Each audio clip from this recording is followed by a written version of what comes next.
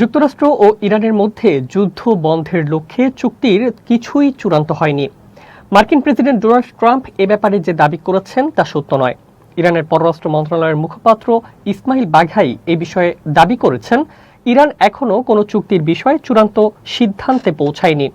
ইরানের রাষ্ট্রায়ত্ত নিউজ চ্যানেলে সরাসরি টেলিফোন কলে ইসমাইল বাঘাই এ কথা জানান। তিনি বলেন, চুক্তির খসড়ার বেশিরভাগ অংশ এরই মধ্যে চূড়ান্ত করা হয়েছে, কিন্তু যুক্তরাষ্ট্র অতিরিক্ত দাবি করছে, নতুন নতুন অনুরোধ যোগ করছে। পাকিস্তানের পাশাপাশি কাতার, ওয়াশিংটন ও তেহরানের মধ্যে মধ্যস্থতাকারী হিসেবে কাজ করছে। এর আগে যুক্তরাষ্ট্র ও ইরানের মধ্যে চলমান চুক্তির নথিপত্র প্রায় চূড়ান্ত পর্যায়ে রয়েছে। আগামী কয়েকদিনের মধ্যেই চুক্তিটি সম্পন্ন হতে পারে বলে আশা প্রকাশ করেন মার্কিন প্রেসিডেন্ট ডোনাল্ড ট্রাম্প।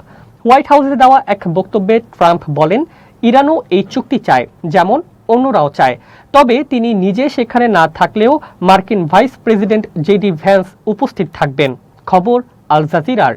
ট্রাম্প আরও বলেন, যুক্তরাষ্ট্র ও ইরানের মধ্যে চুক্তি স্বাক্ষর হলেই হরমুজ প্রণালী আবার খুলে দেওয়া হবে। এই প্রণালী বিশ্ব জ্বালানি পরিবহনের জন্য অত্যন্ত গুরুত্বপূর্ণ একটি সমুদ্র পথ। এদিকে কাতারের আমির ও ট্রাম্পের মধ্যে ফোনালাপ হয়েছে।